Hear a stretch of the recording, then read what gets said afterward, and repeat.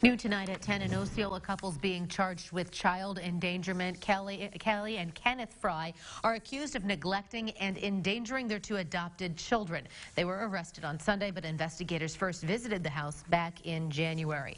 Local 5's Bryn Carmen went to the neighborhood this afternoon where these allegations began. She talked to neighbors who say it's hard to know what's happening behind closed doors.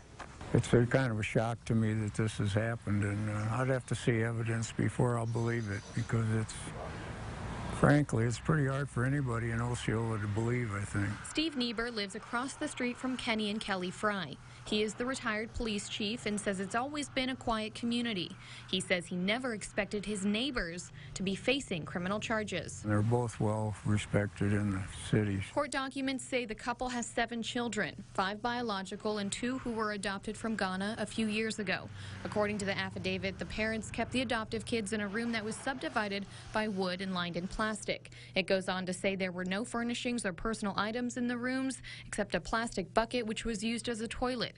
Steve and other neighbors on the street completely unaware of the alleged abuse. I don't know the children at all. I just know the parents. Steve says the Frys are well known in the community. Both were star athletes in their day. Her reputation, and just seeing her in action in her high school days and the few years after that, she was just so professional and so outgoing with people and just really nice. Kenny was quite the football player here too, so.